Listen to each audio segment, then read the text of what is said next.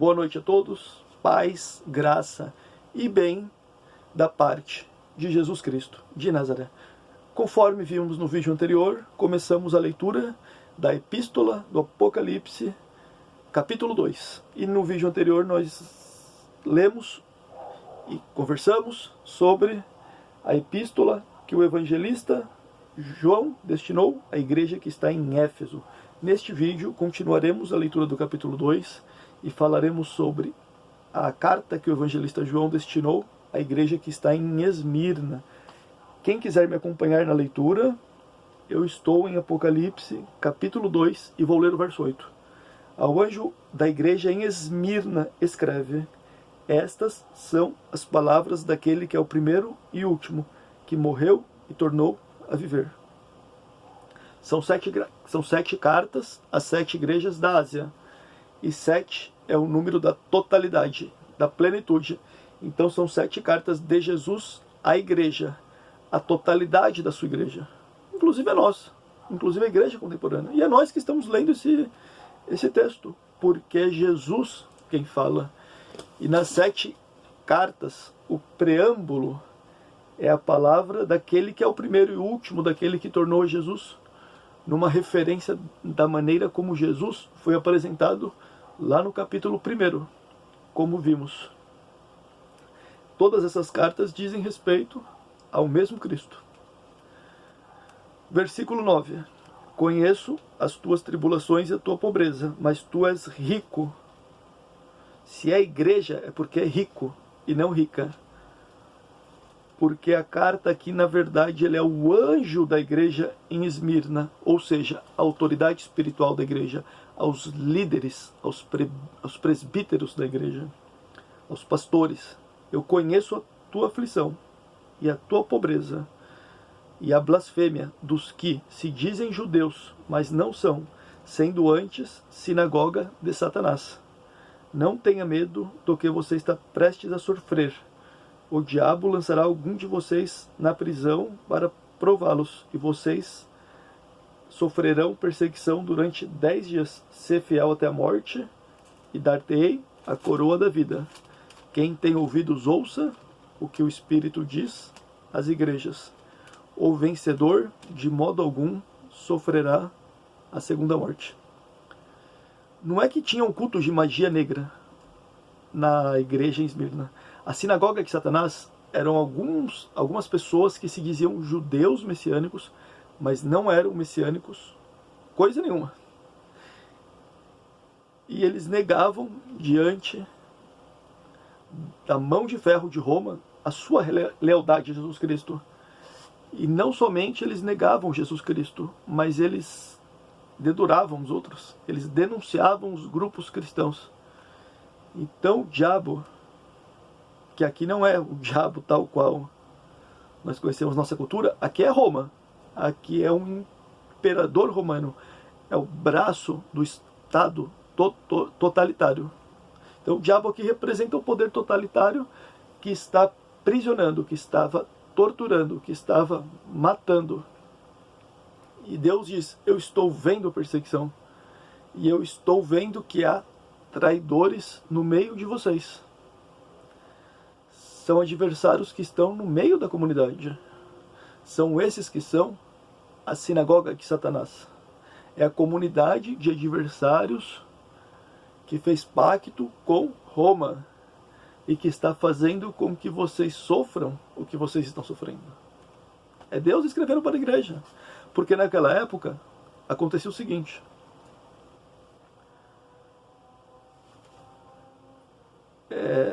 na hora do batismo, perguntava: você confirma que Jesus Cristo é o Senhor da sua vida? E eles diziam: você sabe que até agora essa palavra Senhor só pode ser feita referência a César, ao imperador romano.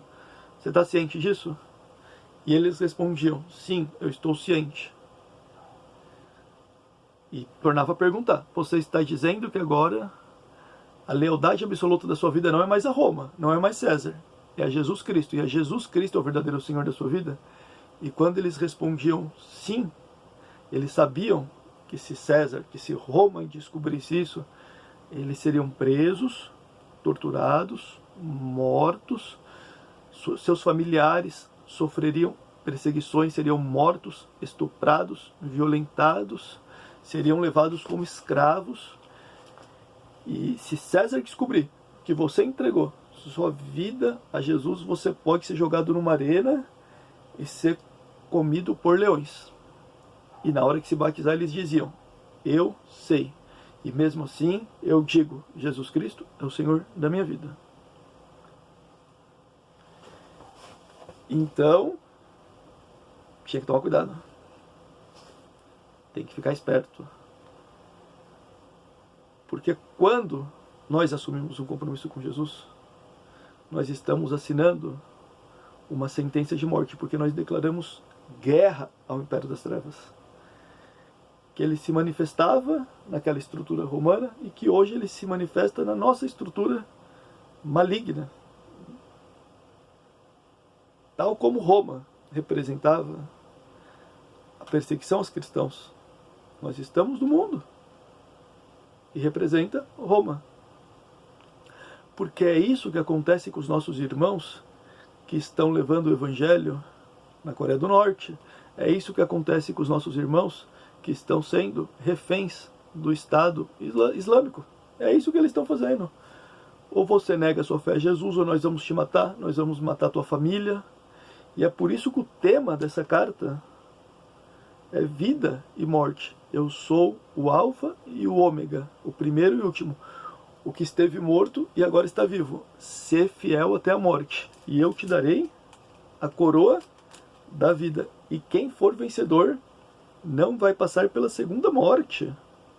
Esse é o tema da carta. Esse é o tema da carta Esmirna. E a segunda morte, quando nós pensamos na segunda morte, realmente é algo assustador. Porque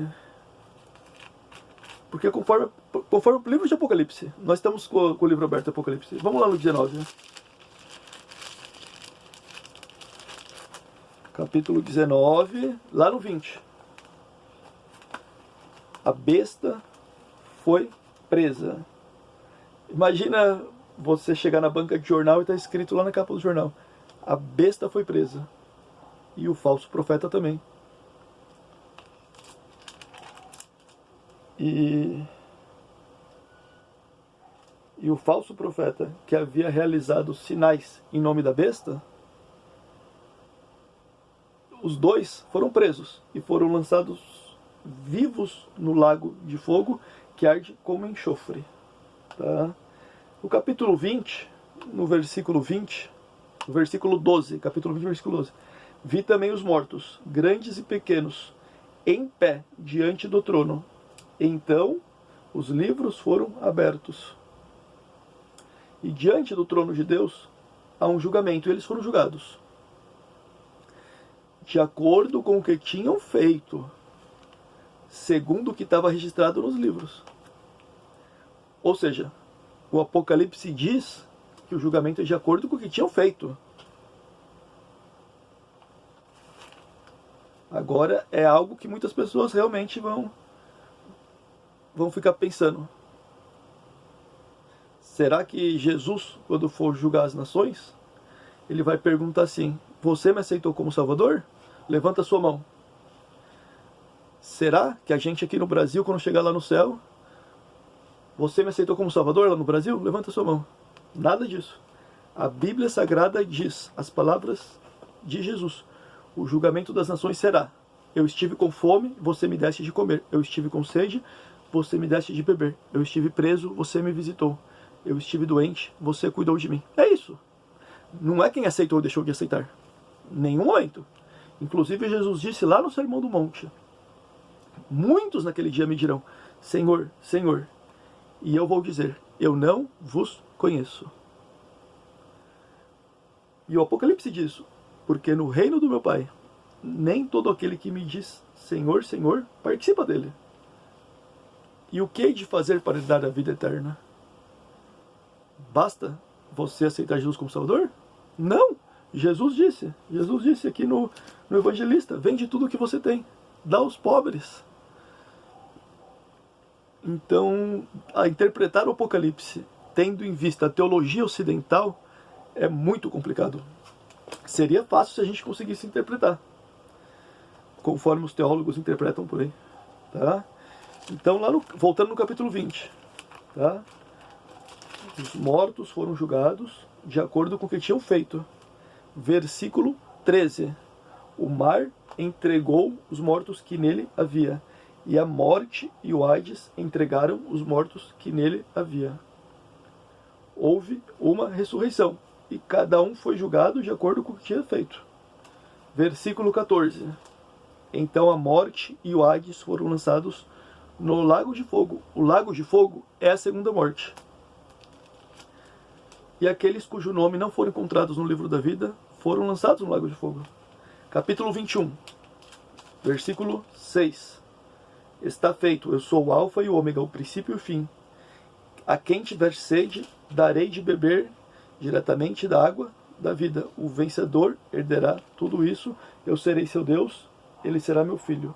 Mas os covardes, os incrédulos, os depravados, os assassinos, os que cometem imoralidade sexual, os feiticeiros, idólatras e todos os mentirosos, o lugar deles será no lago que arde com fogo e enxofre. Esta é a segunda morte. E Jesus está dizendo, olha, quem for fiel não experimentará a segunda morte. Pode morrer fisicamente, mas não vai passar pela segunda morte. Jesus está dizendo, quem não for fiel vai ser lançado no lago de fogo, conforme lemos. Não parece sugestivo o que Jesus tenha dito? Que não vale a pena ganhar o mundo inteiro e perder a sua alma? Não parece sugestivo também que Jesus tenha dito às pessoas a respeito do perigo de tornar-se lixo e ser lançado no lago de fogo? Inclusive, Jesus disse que nós somos o sal da terra, e se o sal se tornar sem sabor e perder as suas propriedades, tudo quanto lhe restará será ser pisado. Quem é Nero? Nero não é ninguém. Nero não é ninguém, mas quem é Paulo? Paulo é um que nós homenageamos, dando o nome dele aos nossos filhos. O livro de Apocalipse é um livro que nos desafia. E o desafio é esse, é perceber o eterno agora. Aonde nesse Império Romano, nessa Babilônia que nós vivemos, na cidade que eu vivo, na cidade que você vive, aonde aqui existe o reino de Deus brotando e dando seus sinais. E nós vamos lá e nos comprometemos com o reino. E isso exige nós revermos a nossa vida.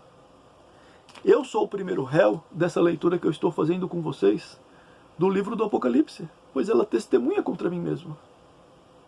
Mas esse é o livro, essa é a leitura. Essa é a carta a Esmirna.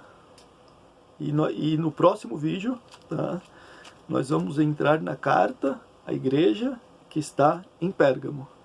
Glória a Deus, agradeço a todos que estão acompanhando nossos vídeos, se inscrevendo em nossos canais.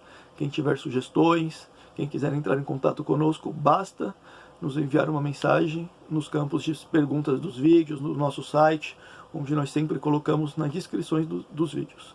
Glória a Deus, até a próxima.